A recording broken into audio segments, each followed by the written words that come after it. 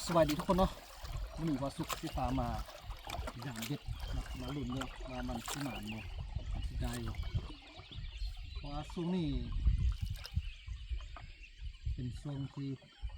ฤดูแล้งเนาะเราฝนตกน้ำกับบุคุณเลยหรือว่า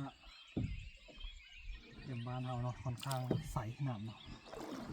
แล้วเราอยากแต่ละเทื่อเนาะก็มีมือใดแต่มือเอาสิมาดุนเมืองว่ามันสิได้บ่มันสิให้เราดุน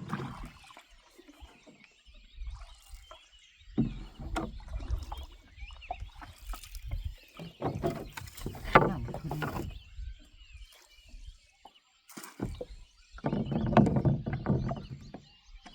อ้าวไม่เห็น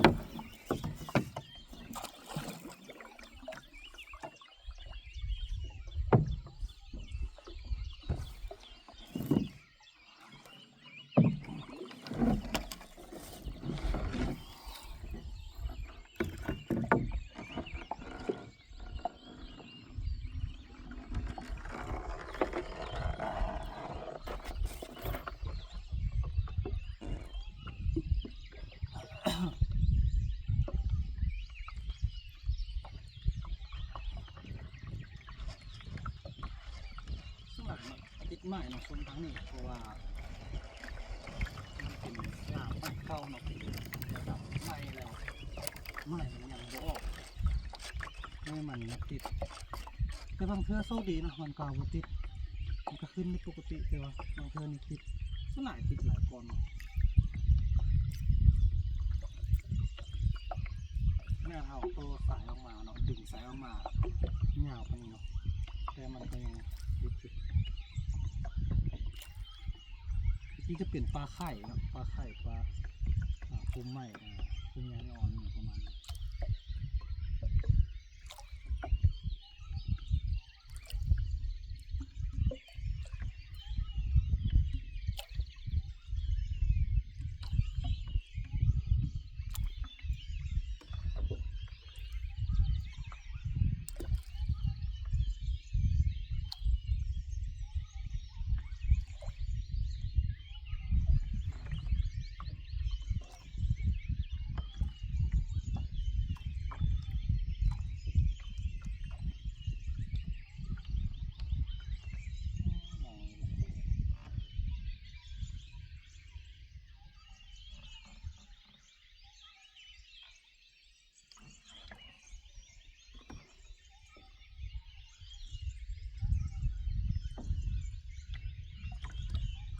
เก่งดีมันใส่มองทับหรือว่ามักมีเนาะเขาจะใส่มองทับไปเพื่อจะมาตำหลังแต่ว่าบางคนเขาหูเขาจะบอกใส่ทับแต่บางคนเขาหูกดใส่ทับเจียวติดเจียวทาง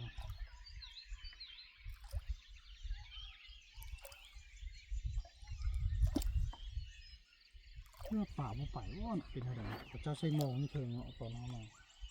เขาว่าบ่ได้เนาะแต่เพื่อกันยังได้สูงนี่คือบ่ได้นิดเลย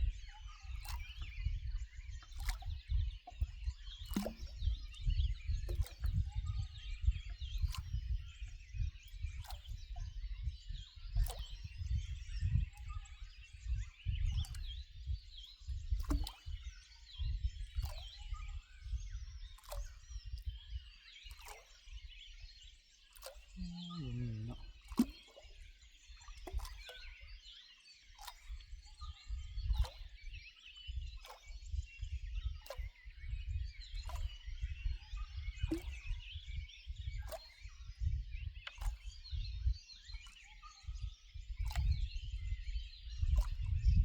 สั้นเนาะตัวนี้เนาะโซนนี้เนาะตะกี้โซนทั้งนี้ก็มักคือกัน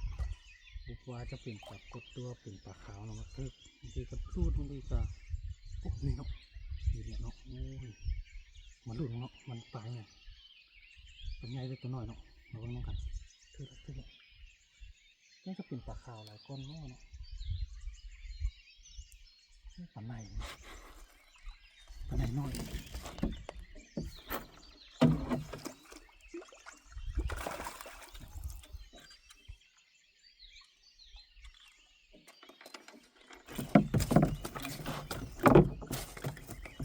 น่าจะเป็นปลาขาวเนาะที่คือตั้งใส่งาม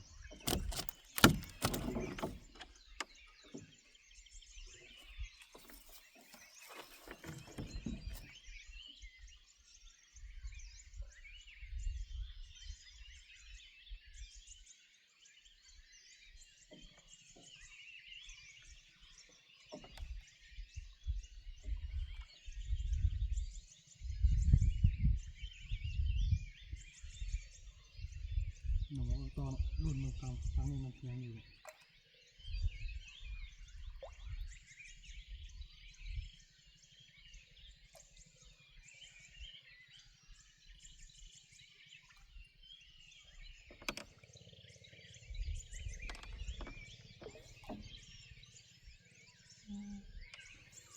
เนาะ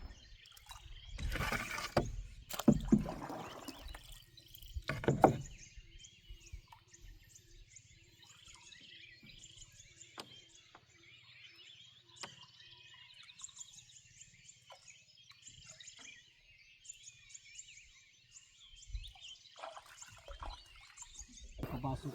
กสิพามาอย่างเบ็ดเนาะคือเก่าเนาะมาลุ่นเลยแต่ว่าเบ็ดซานี่เนาะเป็นสาวหนึ่งที่เขามาใส่ไม้แล้วเขามาลุ่นนึงว่ามันสิหมานเนาะจุดไม้แล้วก็เบ็ดไม้เนาะเขามาลุ่นนึงกันว่ามันสิให้เขาลุ่นบ่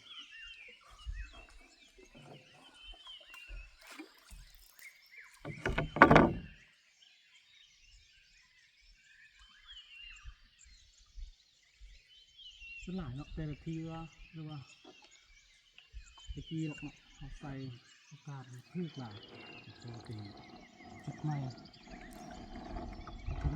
มีว่าเขามาลุ่นนึงกัน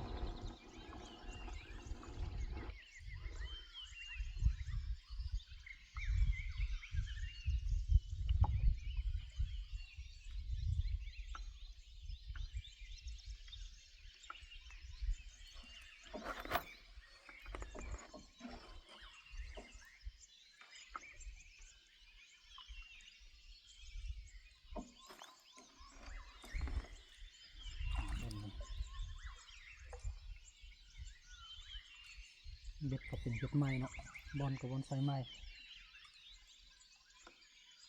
ถ้าคือตะกี้ตอนเขาหากับไซไม้เนาะถือว่ามีโอกาสสูงเนาะถือว่ามีเปอร์เซ็นต์สูงเนาะที่จะหมานแต่ว่าอันนี้นึงก็มีหลายปัจจัยเนาะเช่นว่าจะเป็น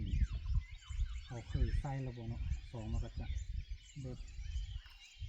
น้ำค่อนข้างใสน้ำใสหลายเนาะมันก็ปากก็ไปใช่ไหมไม่ไปมันก็เห็นเนาะมันถ้าน้ำขึ้นมานะมันก็จะ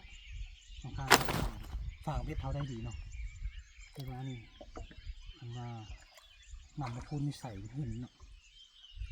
เบ็ดเท้าจะเป็นสายที่ลงเนาะสีลงจะเป็นค่อนข้างออกสีขาวนิดนึงเอาเป็นสีน้ำตาลเนาะแล้วเส้นน้ำมีโอกาสเนาะมีเบ็ดเท้าเนาะอย่างก็ที่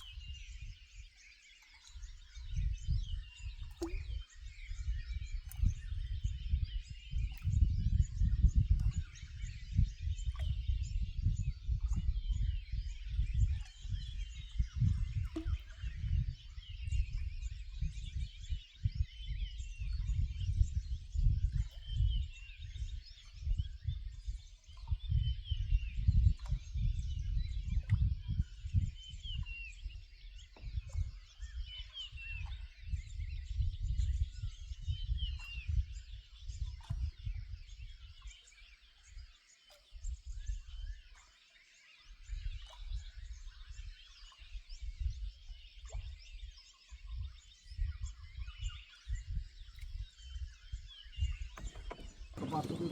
ไปสุกกันทำมาอย่างเบ็ดที่เก่าเนาะรุ่นมันสีหลานมันสีได้เนาะ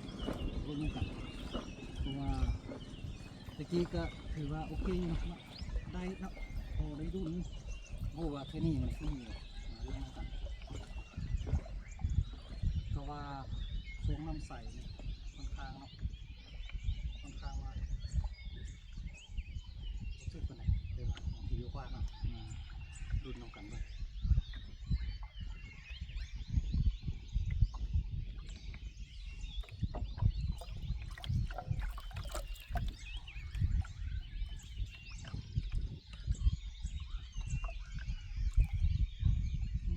ไหนเนาะ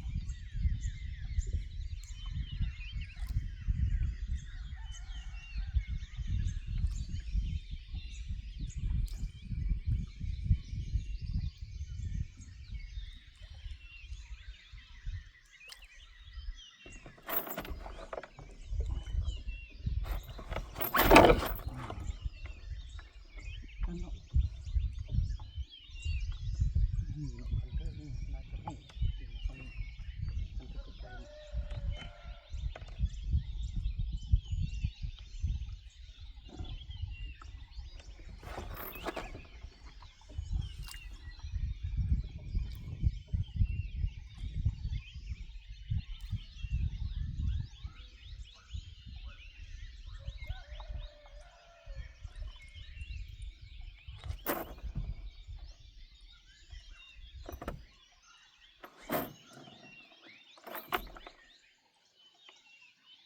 นี่เนาะคำนี้เนาะคือแบบเราดึงมาเครื่องนึง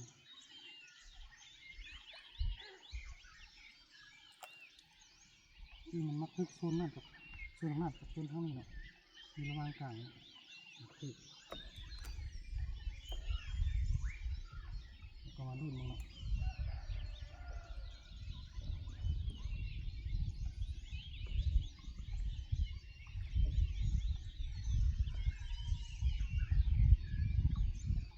โซนนั้นเดี๋ยวติดตลอดเนาะ